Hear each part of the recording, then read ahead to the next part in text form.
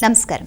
అద్వైత క్రియ కార్యక్రమానికి స్వాగతం. మనతో ప్రముఖ ఆధ్యాత్మికవేత్త అద్వైత క్రియ వ్యవస్థాపకులు ఈకే గిరీష్ గారు లైవ్లో సిద్ధంగా ఉన్నారు. మీ సమస్యలు వివరించేందుకు స్క్రీన్ మీద డిస్ప్లే నెంబర్స్కి కాల్ చేసి నేరుగా మాట్లాడవచ్చు. అలాగే ఎంతోమంది ఎన్నో రకాల సమస్యలతో సతమతం అవుతుంటారు కదా. ఆర్థిక సమస్యలు, రుణబాధలతో ఉండేవారికి కుబేర ప్రక్రియ, విద్యాబుద్ధులకి సంబంధించి పిల్లల విషయంలో ఆందోళన చెందేవారికి చక్కటిగా విద్య అందించే విధంగా విద్యార్థులకు అఖండ విద్యా ప్రక్రియ, అలాగే ఆరోగ్య సమస్యలతో బాధపడే వారికి ధన్వంతరి ప్రక్రియ, అనేక రకాల సమస్యలతో బాధపడుతూ జీవితాన్ని సాగించడం ఎలా అని బాధపడే వారికి అమృత ప్రక్రియ, ఇలా అనేక రకాల మార్గాల ద్వారా అంటే 14 రకాల ప్రక్రియల ద్వారా ఎన్నో రకాల సమస్యలకు పరిష్కార మార్గం అందిస్తున్నారు గిరీష్ గారు. వివరాలు తెలుసుకునేందుకు అపాయింట్మెంట్ కోసం స్క్రీన్ మీద డిస్ప్లే అవుతున్న వారి ఆఫీస్ నెంబర్స్కి కాల్ చేసి సంప్రదించండి. ఈ అవకాశాన్ని ప్రతి ఒక్కరూ సద్వినియోగపరచుకోవచ్చు. నమస్కారం అండి. నమస్తే అండి. అద్వైత క్రియ కార్యక్రమానికి స్వాగతం అండి. సార్, అద్వైత క్రియ ద్వారా ఎంతో మంది సమస్యలకు పరిష్కార మార్గం చెప్తున్నారు, ఎంతో మంది డౌట్స్ని క్లారిఫై చేస్తున్నారు. ప్రేక్షకులందరిలో కూడా చక్కటి అవేర్నెస్ వచ్చింది. కానీ అద్వైత క్రియ కాన్సెప్ట్ అనేది చాలా కొత్త కాన్సెప్ట్ అందరికీ. అసలు ఈ కాన్సెప్ట్ ఎలా ప్రారంభమైంది? అసలు ఈ కాన్సెప్ట్కి నాంది ఏంటి? ఫస్ట్ థింగ్ అండి, ఎంత లేదన్నా నేను కూడా ఒక సగటు, నేను కూడా మనిషినే. సో నాకు కూడా జీవితం అనేది ఒకటి ఉంది. జీవితంలో సమస్యలు అనేవి ఉన్నాయి, సంతోషాలు ఉన్నాయి. జీవితంలో మ్యాక్సిమం ఎక్కువగా మోస్ట్ ఆఫ్ ద టైం నేను ఎక్కువగా ఫెయిల్యూర్స్ని ఎక్కువగా చూడడం జరిగిందనమాట. ఈ ఫెయిల్యూర్స్ చూస్తూ and at the same time నేను స్పిరిచువల్ పాత్లో కూడా ఉంటూ ఉన్నాను అనమాట. ఎందుకంటే నాకు చాలా దగ్గరగా, అంటే నేను పుట్టి పెరిగిన వాతావరణం అంతా దేవాలయానికి దగ్గరగా ఉండడం వల్ల అండ్ మా ఫ్యామిలీ మెంబర్స్ ట్రస్టీస్గా ఉండడం వల్ల టెంపుల్కి, సో వీటన్నిటి వల్ల నేను ఆ ఎన్విరాన్మెంట్లో ఎక్కువగా ఉన్నాను అనమాట. భగవంతుడికి ఎంత అంటే నేను ఒక్కొక్క మూమెంట్లో ఎలా ఉంటుంది అని అంటే నాకే అనిపిస్తూ ఉండేది అనమాట. మేము ఒక 5 or 6 మెంబర్స్ ఫ్రెండ్స్ ఉండేవాళ్ళం. తెలివితేటల్లో నాకంటే తక్కువ అధమ స్థానంలో ఉన్న వాళ్ళందరూ మళ్ళీ పాస్ అయిపోవడాలు ఇవన్నీ జరుగుతున్నాయి. నేను ఎగ్జామ్లో చాలా వాటిలో ఫెయిల్ అయ్యాను అనమాట. చాలా ఫెయిల్యూర్స్, చాలా బ్యాక్గ్రౌండ్స్ ఉన్నాయి. నేను ఎక్కడ ఓపెన్ చేస్తున్నాను వాళ్ళు ఏమిటి. అట్ ద సేమ్ టైం మేము బిజినెస్లు చాలా మా ఫాదర్ వాళ్ళు కానీ పెద్ద బిజినెస్లు ప్లాన్ చేశారు, వాళ్ళు ఫెయిల్యూర్ అయిపోయారు. వర్క్ చేసే విధానంలో కానీ, ఆలోచన విధానంలో కానీ, హార్డ్ వర్క్లో కానీ మా వాళ్ళు ఏం తక్కువ తీయలేదన్నమాట. మరలా వాళ్ళు ఫెయిల్యూర్ అయిపోతున్నారు. సరే, దీనికి సొల్యూషన్ ఏమన్నా కనబడుతుందని త్రూ ఆస్ట్రాలజీ అనే పాయింట్లో యాక్సెప్టెన్స్ ఎక్కువగా ఉంటుంది అనమాట. అంటే ఒకవేళ లేదు అని అన్నా కానీ ఒకవేళ అయ్యి ఉండొచ్చేమో అని చెప్పేసి మనం చేంజ్ చేసుకుంటూ పోవటం, తర్వాత దాన్నే మనం రియాలిటీలోకి వెళ్ళటం, తర్వాత ఇంకా అప్పటికి ప్రాబ్లం సాల్వ్ కాలేదని అంటే కర్మ అని చెప్పి అనుకోవడం. ఈ కర్మ ఎక్కడి నుంచి వచ్చిందో బాబు అని చెప్పేసి ఇట్లాగా. అంటే ఒక సగటు మనిషిలో ఉన్నటువంటి సామాన్యమైన క్వశ్చన్, వాడెందుకు డెవలప్ అయ్యాడు, నేను ఎందుకు కాలేకపోయాను, నేను ఎందుకు పాస్ కాలేకపోయాను, నా ఫ్రెండ్ ఎందుకు పాస్ అయ్యాడు, అందరం ఒకటే స్కూలు, ఒకటే ఇది, ఒకే రకమైనటువంటి విధానం ప్రకారం పెరుగుతూ ఉన్నాము. మా ఇంట్లోనే 3 ఉన్నాము. మా అన్నయ్య వాడు చదువుకునే విధానం వేరే, మా తమ్ముడు బాగా ర్యాంక్ స్టూడెంట్ అయ్యాడు, నేను చూస్తే చాలా సబ్జెక్టులు ఫెయిలియర్ అయిపోయాను. మరి ఇద్దరితో పోల్చుకుంటే నా ఐక్యూ లెవెల్ చాలా హెవీ అండ్ నా ఇంటెలిజెన్స్ లెవెల్ ఎక్కువ. మరి నేనెందుకు కాలేకపోతున్నాను? ఒకే ఇంట్లో పుట్టిన 3లో వేరియేషన్స్ ఏంటి? వాస్తు అంటే 3 ఒకే రకంగా పరిగణించాలి కదా. నా వరకు ఒక రకంగా, ఇంకో రకంగా ఉంది.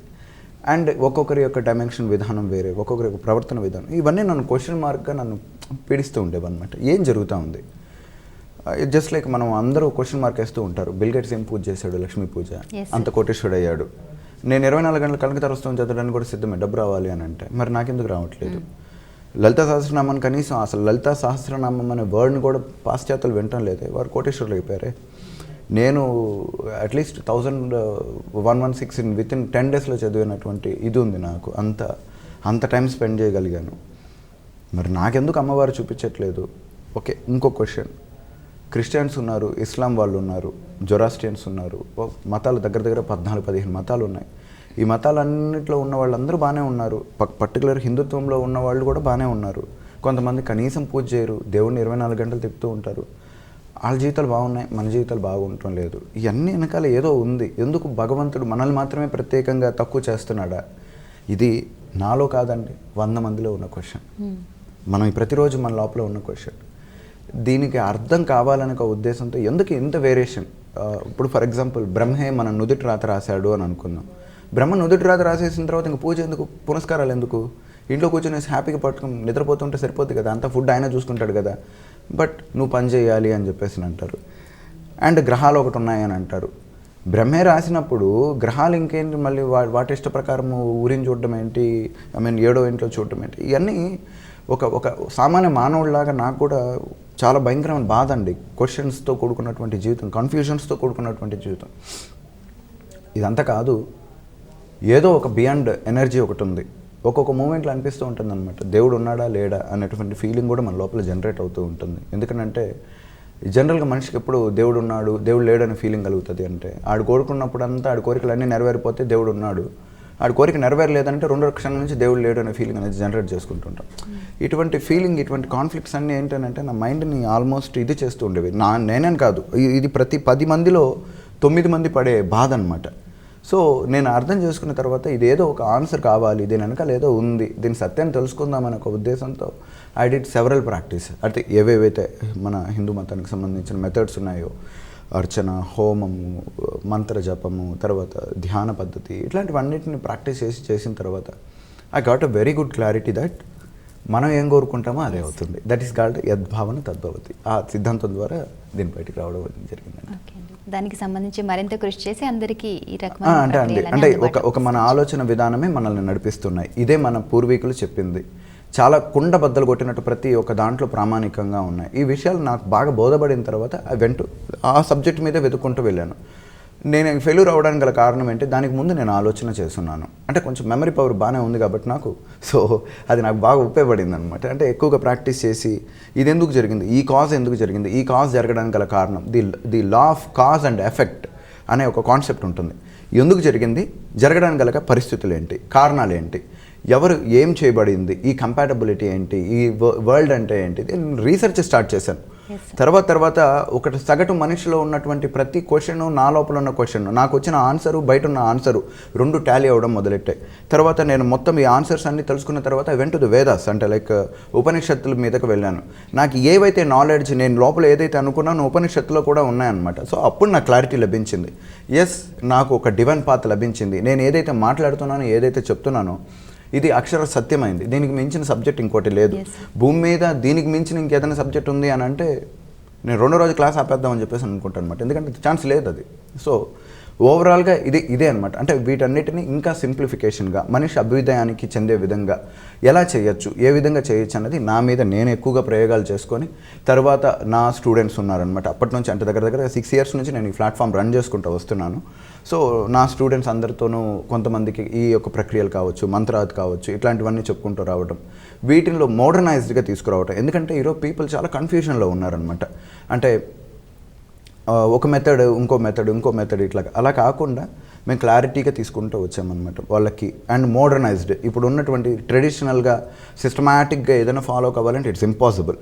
సో వేదం ఏం చెప్తుంది, వేదాంతం ఏం చెప్తుంది, అసలు సృష్టి రహస్యాలు ఎలా ఉన్నాయి, అవి ఏ విధంగా చెప్తాయి, వీటన్నిటిని అనలైజ్ చేసుకొని ఓవరాల్గా ఒక సబ్జెక్ట్గా ప్రిపేర్ అయ్యాం. దీని తర్వాత న్యూ థాట్ ఏజ్ థియరీ అనేసి 19th century స్టార్ట్ అయినట్టు అమెరికా రెవల్యూషన్, అది అమెరికాలో స్టార్ట్ అయింది ఆ రెవల్యూషన్. దానికి చెప్పాలంటే జోసెఫ్ మాఫీ అని చెప్పేసి చాలా పెద్ద సైంటిస్టులు వీళ్ళు కూడా ఈ థాట్ ప్రాసెస్ మీద రీసెర్చ్లు చేశారనమాట. And Deepak Chopra, is a Indian అనమాట. అతను ఇప్పుడు ఆల్మోస్ట్ అమెరికాలో పెద్ద న్యూరో సైంటిస్ట్గా ఉన్నారు ఆయన. వీళ్ళందరూ కూడా ఇటువంటి సబ్జెక్టుల మీద రీసెర్చ్లు చేస్తున్నారు. సో వీళ్ళందరి సబ్జెక్ట్స్ అన్నిటిని నేను వెరిఫై చేసుకున్నాను అనమాట. Either I'm wrong or this people are wrong ఏంటి అన్నది. సో నా మ్యాక్సిమం సబ్జెక్టు వీళ్ళందరికంటే కొంచెం బెటర్గా ఉంది, క్లారిటీతో కూడుకున్నటువంటిది ఉంది అని చెప్పేసి నేను ఒక్కడనే డెవలప్ అయిపోతే సరిపోదు. నేను అడిదిరిగా డెవలప్ అవుతున్నాను కూడా. సో అంత ప్రాసెస్లో ఉన్నాను, అది పీపుల్ కూడా చూస్తూ ఉన్నారు. సో ఇది మనం ఒకటే కాకుండా 10 మందికి తెలియచేయాలి. నా జీవితంలో నేను పడ్డ ఫెయిల్యూర్ ఇంకెవరు పడకూడదు, దానికి నేనేం చేయగలుగుతాను. And at the same time స్వామి కార్యం స్వకార్యం 2 నెరవేరాలి. స్వామి కార్యం అని అంటే నేను చేయాలనుకున్న సేవ, స్వకార్యం అంటే నా ఎదుగుదల. ఈ రెండింటిని బేస్ చేసుకొని ఈ కాన్సెప్ట్ని తేవడం జరిగిందండి. చాలా వివరంగా తెలియజేశారు సార్. మొదటి కాల్ తీసుకుందామండి. నమస్కారం, మీ పేరు? నా పేరు రాజశేఖర్ అండి. గిరీష్ గారితో మాట్లాడండి. Hello Girish sir, good afternoon sir. Good afternoon అండి, చెప్పండి. నా పేరు రాజశేఖర్ అండి. నేను ఇదివరకు కాల్ చేశాను సార్ జాబ్ గురించి.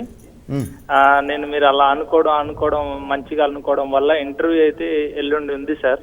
ఇంటర్వ్యూ ఉంది, కానీ ఇంటర్వ్యూకి ఎల్లుండి ఉందన్న దగ్గర నుంచి ఇంకా నెగిటివ్ థాట్స్ ఎక్కువైపోతున్నాయి సార్. అంత పాజిటివ్గా అనుకున్నా కూడా కొద్దిగా నెగిటివ్గానే ఉంది సార్. ఇంకా మైండ్ కూడా ఏమన్నా కొద్దిగా టిప్ ఇచ్చి నాకు ఎల్లుండి ఇంటర్వ్యూ సక్సెస్ అయ్యేలాగా మీరే ఏదో ఒకటి చెప్పాలి సార్. ఓకే, పాలు వేడి కావాలి అని అంటే వేడి కావాలి అంటే పొంగాలి అని అంటే కింద నిప్పు పెడితేనే పాసిబుల్ అవుతుంది అనమాట. మనం దానికి వ్యతిరేకంగా నిప్పును కనుక ఆర్పేసాము అని అంటే ఏమవుతుంది, పాలు అన్నది పొంగడం అన్నది జరగదు, వేడెక్కడం అన్నది జరగదు. నువ్వు సాధించుకోవాలనుకున్న లక్ష్యం మీద నువ్వు పరిపూర్ణంగా దృష్టి పెట్టుకోవాలి. నీకు డౌట్ అనేది కానీ, లేకపోతే నువ్వు చేయలేవేమో అన్నటువంటి విషయాన్ని కూడా కనీసం ఊహలో కాదు కదా, కనీసం మాట ఆలోచన విధానంలో కూడా తెప్పించుకోవద్దు. మ్యాక్సిమం 2 డేసే కదా ఇంకా ఉండేది. Only think positive. నీకు అది ఖచ్చితంగా వస్తుందని, నువ్వు ఆ కంపెనీలో జాబ్ చేస్తావని చెప్పి, శాలరీ తీసుకుంటావని, ఇదే మరలా భక్తి టీవీ కాల్ చేసి నాకు వచ్చిందని చెప్పి చెప్తావని చెప్పేసి గట్టిగా అనుకో. దాన్నే డ్రీమ్ చేయి. నువ్వు అక్కడికి వెళ్ళినట్టుగా ఊహించు. నీ వల్ల అవుతుంది. ఇదేదో పెద్ద అసాధ్యమైన థింగ్ కాదు. భూమి మీద పుట్టిన ప్రతి ఒక్కడికి తను కోరుకున్నది సాధించుకునే హక్కు ప్రతి ఒక్కరికి భగవంతుడు ఇవ్వబడ్డాడు. నీకు ఖచ్చితంగా వచ్చి తీరుతుంది. బలంగా ప్రయత్నించు. నీ లోపల ఉన్న శక్తిని మాత్రం తగ్గించుకోవద్దు. కాన్సన్ట్రేట్ చేయి, అవుతుంది. నెక్స్ట్ కాల్ తీసుకుందామండి. నమస్కారం, మీ పేరు? నా పేరు ఉషారాణి అమ్మ. మాట్లాడండి గిరీష్ గారితో. హలో, నమస్తే గిరీష్ గారు. నమస్తే సార్. నమస్తే అండి, చెప్పండి. చాలా రోజులకి మళ్ళీ మీ ప్రోగ్రామ్ ఇందులో మిస్ అయిపోయాను సార్. మా అత్తగారు బాగలేదంటే వేరే ఊరు వెళ్ళిపోయాను.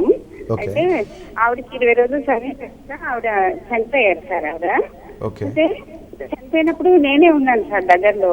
ఆ దగ్గరలో ఉంటే ఆవిడ ప్రాణం పోతుండగా మా వారు కూడా పక్కనే ఉన్నారు. ఏమండి అత్తయ్యకి ప్రాణం పోతుంది కదా, బయటకి కూడా రండి అంటే మా వారు వినలేదు సార్.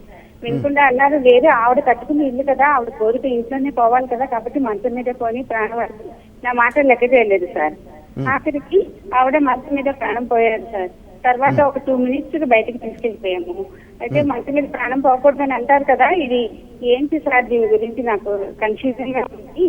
అది మిమ్మల్ని అడుగుదామని ఫోన్ చేశాను సార్. మీరు ఏం చెప్తారో అదే నాకు. నథింగ్ అండి. అలా ప్రాణం పోయింది అంటే ఈ ప్రాణం రాకడ ప్రాణం పోకడ గురించి మనం చెప్పలేము. ఇక్కడే జరగాలి అక్కడే జరగదు అనేది ఏం లేదు. అయిపోయింది ఏదో అయిపోయింది. దాని గురించి ఇంకా ఆలోచించకుండా దాని మీద ఫోకస్ చేసి మనసు చెడగొట్టుకొని బాధలో ఉండటము, మరలా దాన్ని రిపీట్ చేసుకుంటూ ఉండడం కంటే క్విట్, వదిలేసేయండి. వారి యొక్క ఆత్మకు శాంతి జరగాలని చెప్పేసి మనస్ఫూర్తిగా కోరుకొని దట్స్ ఇట్, అది సరిపోతుందండి. ఓకే, నెక్స్ట్ కాల్ తీసుకుందాం సార్. నమస్కారం, మీ పేరు? హలో, నా పేరు లక్ష్మి అండి, వరలక్ష్మి. మాట్లాడండి గిరీష్ గారితో. హలో. హలో, నమస్తే సార్. నమస్తే అండి, చెప్పండి. నా పేరు వరలక్ష్మి అండి, నల్గొండ నుంచి మాట్లాడుతున్నాను. మన శరీరం చనిపోయిన తర్వాత అది పూజ చేయటమో కాల్ చేయటమో చేస్తారు కదా. అయితే నరకానికి వెళ్ళిన తర్వాత యముడు వాళ్ళంతా కాలుస్తారు, నూనెలు వేయించుతారు, అది ఇదని భయపెడుతుంటారు. అయితే ఆత్మకి నిప్పు నీరు ఏమి చేయలేమంటారు కదా. అయితే అక్కడికి వెళ్ళిన తర్వాత ఇంకా యముడు ఏం చేస్తాడండి? అంటే ఇక్కడ గరుడ పురాణంలో వీటి గురించి యముడు, నరుడు ఇట్లాగా వాళ్ళు మాంసంతో ఇట్లా చేస్తారు, అలా చేస్తారు, అది ఇది అని చెప్పేసి మనం మరి సూక్ష్మ శరీరం ధరిస్తుంది అని చెప్పి చెప్పబడి ఉంది. ఇది ఎలా ఉంటుంది అని అంటే వాస్తవానికి నరకం ఇక్కడే అనుభవించేస్తాం అనమాట మనం. ఎట్లా ఉంటుంది అని అంటే చాలా దారుణంగా ఉంటుంది. ఇప్పుడు చూడండి, అనారోగ్యం, శరీరం గురించి శ్రద్ధ పెట్టని వాడికి ఏదో ఒక రకమైనటువంటి సమస్య వస్తుంది. కాల్చడము అంటే ఏంటంటే కొన్ని రకమైనటువంటి బ్యాడ్ థాట్స్, వాళ్ళ డెవలప్మెంట్కి వాళ్ళ అధోగతిలో ఉన్న యాక్సిడెంట్ అవ్వటము, ఇలాంటివన్నీ జరుగుతాయి. మనం గనక ఈరోజు ప్రమాదాలను గనక చూసుకున్నాము అని అనుకోండి, గరుడ పురాణంలో వివరించినటువంటి ప్రాక్టీస్లే ఉన్నాయన్నమాట. అంటే ఏనుగు ద్వారా తొక్కించడం, లేదా బలమైనటువంటి బండరాళ్లతో వాళ్ళని తొక్కించటము, ఇట్లాంటి కొన్ని కేసెస్ ఉన్నాయి. తర్వాత శరీరాన్ని కోస్తారు అని అంటారు. కోసేది ఏంటి అని అంటే హాస్పిటల్స్లో జరిగేది మనకి అదే. తర్వాత వచ్చేసి ఈ యొక్క వైతరణి నది అని అంటారు. వైతరణి నదిని మనం కనుక ఒక రవ్వ చూడగలిగితే కన్నీరు అండ్ ఈ స్వెట్ వీటన్నిటికి సంబంధించింది. అంటే కష్టం ఉన్న వాళ్ళకే ఇట్లాంటివి ఎక్కువగా ఉంటాయి అనేది మనకి చాలా స్పష్టంగా కనిపిస్తూ ఉందన్నమాట. ఈచ్ అండ్ ఎవ్రీ పాయింట్ ఏంటనంటే వాళ్ళు మనకు చెప్పేది మనుషుల్లాగా ఉండండి, మంచి బుద్ధిని కలిగి ఉండండి, మీ మీద మీకు ప్రేమను అభిమానాన్ని కలిగి ఉండండి, ఇతరుల జీవితాన్ని వేస్ట్ చేయొద్దు, ఇతరుల యొక్క జీవితాన్ని కూడా మీరు సహకారిగా ఉండండి. యూనివర్స్కి అంటే ఏదైతే ఈ ప్రకృతి ఉందో ఈ ప్రకృతి అంతా మీకోసమే తయారు చేయబడి ఉంది, దీన్ని కలుషితం చేయొద్దు, భావి తరాలకు ఉపయోగించుకునే విధంగా తయారు చేయండి అనే ఒక ఉద్దేశంతో మనల్ని చెప్పారనమాట. యాక్చువల్లీ అది చాలా బ్యూటిఫుల్ గైడ్లైన్స్లు కూడా. అంటే ఇలా తప్పు కనుక చేస్తే ఖచ్చితంగా దండన జరుగుతుంది. ఇప్పుడు ఒక స్కూల్లో స్టూడెంట్ ఉన్నారు అని అనుకోండి, లేట్ వచ్చారు. స్కూల్లో టీచర్ ఏం చేస్తారు? వాళ్ళకి గుంజలు తీయడమో, చేత్తో కొట్టడమో, లేకపోతే బెత్తం తీసి కొడతారు. ఎందుకనంటే నెక్స్ట్ టైం అలా చేయకుండా ఉంటారనేది. And at the same time ఇక్కడ కూడా ప్రకృతి ఒక నియమాలు అనుసారం పోతూ ఉంటుంది. దీనికి వ్యతిరేకంగా ఎవరైనా ప్రయత్నించినట్లయితే వాళ్ళకి దండన ఉంటుంది అనే దాన్ని సూక్ష్మంగా, అంటే మనందరికీ అర్థమయ్యే రీతిలో ఒక పురాణం రూపంలో ఇలా చెప్పారనమాట. ఇలా చేయొద్దు, కంటితో చేసే పాపాలకి కళ్ళకి సంబంధించిన ఇది వేస్తారు అని. అంటే మనం ప్రకృతిని ఇష్టపడలేదు అని అనుకోండి, ఈ సమాజాన్ని ఇష్టపడలేదు అని అనుకోండి, ఐసైట్ వచ్చేదానికి ప్రాబ్లం ఉంటుంది. ప్రేమని, ఇతరులతో ప్రేమను పంచుకోకుండా మీ వ్యక్తిత్వాన్ని అలాగే మీరు సపరేట్గా కనుక తయారయ్యి మీ లోపల లోపితత్వం కనుక తయారయ్యింది అని అంటే అల్సర్ ఫామ్ అవుతుంది అని అంటారు. దాన్ని బట్టి ఏంటంటే ఆహారం వాళ్ళకి పెట్టరు అని చెప్పి కూడా ఉంది. అర్థమైందా? ఇతరులకు ఎవరు పెట్టకుండా నాకు స్వార్థం అనేది కలిగి ఉంటుందో వారికి ఎదురుగా అంటే ఒకటి ఎట్లా ఉంటాయి అని అంటే సింపుల్గా చెప్పాలంటే వాళ్ళకు ఒక పుల్ల పెట్టి ఎక్కడో ఉంటుందన్నమాట. ఆ పుల్లని ఇట్లా పెట్టుకుని తినగలుగుతారు, వాళ్ళు అలా తినలేరు అని చెప్పి ఒకటి ఉందన్నమాట. ఇట్లాగా ఈ మన గరుడ పురాణంలో కంప్లీట్గా ఉన్నటువంటి కేసెస్ అన్నీ ఏంటనంటే మనిషి యొక్క వ్యక్తిత్వాలు, జీవిత విధానాన్ని గురించి అంటే ఇప్పుడున్నటువంటి సిచ్యువేషన్ గురించి చెప్తూ ఉందన్నమాట. దానికి చూసి అక్కడ ఎముడేదో భయపెట్టేస్తాడని చెప్పి అక్కడికి వస్తాడని చెప్పేసి అక్కడ ఏదో మసాలాలు పెట్టి మనం తయారు చేస్తారని చెప్పి భయపడాల్సిన అవసరం లేదు. మనిషి నిజంగా మనిషిలాగా ఉంటే వాడికి కర్మ అనేది అంటుకోదండి. మంచిగా బతికి ఇతరులకు సంతోషాన్ని ఇస్తూ మన వల్ల ఎవరికి ఇబ్బంది లేకుండా, ఈ ఇతరుల వల్ల మనకి ఇబ్బంది లేకుండా జీవితాన్ని కంప్లీట్గా చేస్తూ ఎప్పుడు నవ్వుతూ ఆనందకరంగా ఉన్నారనుకోండి, దివే కదా భువి సీమ అంటే జనరల్గా భువే కదా ఒక అద్భుతమైనటువంటి స్వర్గం అని చెప్పేసి అని అంటారనమాట. సో నరకం అన్నది ఏదో ప్రత్యేక లోకం అని చెప్పేసి అక్కడ ఏదో భయంకరంగా ఉంటుందని చెప్పి భయపడాల్సిన అవసరం లేదు. మనిషి నిజంగా మనిషిలాగా ఈరోజు కరెక్ట్గా కనుక ఉండి ఈ ప్రజెంట్ లైఫ్ని కనుక కంప్లీట్గా లీడ్ చేయగలిగితే గతంలో చేసిన పాపాలు కూడా పరిష్కారం అవుతాయి. మంచిగా మారితే అద్భుతాలు జరుగుతాయి. సింపుల్గా చెప్పాలంటే వాల్మీకి అంతకుముందు ఎలా ఉండేది, రత్నాకరుడుగా ఉన్నప్పుడు చాలామందిని సంహరించడం కానీ తర్వాత వాళ్ళ దగ్గర నుంచి డబ్బు రాబరీ చేయడం జరిగింది. ఆయన ఏమైనా నరకంలో తీసుకుని వెళ్ళారా? లేదు కదా. మహర్షిగా మనం కన్సిడర్ చేసాం కదా. అదేవిధంగా మనం చేసిన తప్పులన్నిటికీ ప్రాయశ్చిత్తం చేయాల్సిన అంటే మనసులో కనీసం వాటికి సారీ చెప్పుకోవడము, ఎవరినైతే మనం ఇబ్బంది పెట్టామో వారిని క్షమించమని చెప్పి అడగడము, ఇవన్నీ చేసేసి ఎక్స్క్యూజెస్ చేసేసి లైఫ్ని లైట్గా తీసుకొని ప్లెజెంట్గా ఉండడానికి ప్రయత్నం చేసి ముందుకు వెళ్ళటం, భవిష్యత్తు ప్రణాళికలు ఏర్పాటు చేసుకోవడం, మీరు బాగా గౌరవం ఇవ్వటం, మీ యొక్క వ్యక్తిత్వానికి అభివృద్ధి పరుచుకుంటూ వెళ్ళడం చేసుకుంటూ వెళ్ళారని అంటే దానిని మించినటువంటి పాప ప్రక్షాళన లేదు, దానిని మించినటువంటి గొప్ప కార్యం లేదు. సో అలా వెళ్ళగలిగితే ఈ కర్మలు ఏమీ మనల్ని అంటుకోవండి. That's it. ఓకే అండి. మరి మీకు కూడా ఎటువంటి సమస్యలు ఉన్నా సరే, విద్య, ఉద్యోగం, విదేశీయానం, గృహయోగం, భార్యాభర్తల మధ్య మనస్పర్ధలు, ఎటువంటి సమస్యలు ఉన్నా సరే అద్వైత క్రియ ద్వారా పరిష్కార మార్గం సాధ్యమే అంటున్నారు గిరీష్ గారు. వివరాలు తెలుసుకునేందుకు స్క్రీన్ మీద డిస్ప్లే అవుతున్న ఆఫీస్ నెంబర్స్కి కాల్ చేసి సంప్రదించవచ్చు అపాయింట్మెంట్ కోసం కూడా. అలాగే వారి ఆధ్వర్యంలో నిర్వహించే క్లాసెస్లో పార్టిసిపేట్ చేయాలనుకున్నా సరే స్క్రీన్ మీద డిస్ప్లే అవుతున్న ఆఫీస్ నెంబర్స్కి కాల్ చేసి సంప్రదించండి. మరి మీ ఆధ్వర్యంలో నిర్వహించే క్లాసెస్ వివరాలు చెప్తారా? 4th నుంచి అమృత ప్రక్రియ అనే కాన్సెప్ట్ ఉందండి. సో 4th నుంచి 8th వరకు ఉంది. దాని తర్వాత 11th నుంచి 18th వరకు నేను విదేశీ పర్యటనలో ఉన్నాను. సో మరలా 18th నుంచి 24th వరకు మరలా క్లాసెస్ ఉన్నాయండి. కుబేర ప్రక్రియ అనేది ఉంటుంది. దాని తర్వాత మరలా నేను ఆఫ్రికాకి వెళ్ళేది ఉంది వేరే బిజినెస్ మీద. సో మరలా ఆగస్ట్లో ఉంటుంది. ఆగస్ట్లో అన్నది ఎప్పుడు అన్నది నేను టెలివిజన్ ద్వారా తెలియజేస్తాను. ప్రస్తుతానికైతే డేట్స్ ఇక్కడ వరకు ఫిక్స్ చేయడం జరిగిందండి. తప్పకుండా అండి. ఒక కాల్ తీసుకుందాం సార్. నమస్కారం, మీ పేరు? నా పేరు భవానీ సార్. భవానీ మేడం. మాట్లాడండి గిరీష్ గారితో. హలో గిరీష్ గారు, నమస్తే అండి. నమస్తే అండి. నమస్తే అండి. నేను భీమవరం నుంచి మాట్లాడుతున్నాను సార్. చెప్పండి. అది మెడిటేషన్ బాగా ఎక్కువ ఎలా చేయాలో అడుగుదామని సార్. అది నేను ఎక్కువ పాజిటివ్గా అనుకున్నామన్నా కూడా చేసుకోలేకపోతున్నాను. మీ ప్రోగ్రామ్స్ చాలా నేర్చుకున్నాను నేను. ఓకే. చాలా సంతోషంగా కాలు కడడం, టెన్షన్ కూడా వచ్చేస్తుంది. అది ఏ విధంగా చేస్తే బాగుంటుంది, నేను పాజిటివ్గా ఎక్కువగా నేను ఎలా ఆలోచించగలాలి? చెప్తాను. మా పిల్లోడు ఎప్పుడు పాజిటివ్గా ఉండాలి ఇలా అని అంటే వాళ్ళు చెప్పలేకపోతున్నాను సార్. మా పిల్లోడు ప్రోగ్రామ్ చూపించండి, ఆటోమేటిక్గా అవుతారు. సరే అండి, నేను చెప్తాను. ఇప్పుడు డీటెయిల్ చెప్తాను. మెడిటేషన్ అంటే మ్యాక్సిమం అందరము కళ్ళు మూసుకొని కూర్చొని అదే పనిగా ఒక పొజిషన్లోకి వెళ్ళటం అని చెప్పి అనుకుంటారు. అది చాలా ఫ్యూ మినిట్స్ చేయాలండి. ఎక్కువసేపు మెడిటేషన్లోనే ఉంటే మిగిలిన పనులన్నీ ఎవరు చేస్తారు? సో చేసే ఏ పని మీదైనా సరే పరిపూర్ణంగా దృష్టి పెట్టి కరెక్ట్గా చేయగలిగితే దాన్ని మెడిటేషన్ అంటారు. ఓకేనా? సో ఒక సైంటిస్టు ఒక ఎక్స్పెరిమెంట్ మీద 100% దృష్టి పెట్టాడు అని అనుకోండి, finally heal get the result. అప్పుడు అతనికి పేరు వస్తుంది, ప్రఖ్యాతులు వస్తాయి. ఒక రాజకీయవేత్త క్యాంపెయిన్ చేయడం కానీ, మేనేజ్ చేసుకోవడం కానీ, ఎవ్రీథింగ్ పక్కగా చేశారు అని అంటే ఉన్నత స్థితిలోకి రావడం జరుగుతుంది. అది వన్ కైండ్ ఆఫ్ మెడిటేషన్.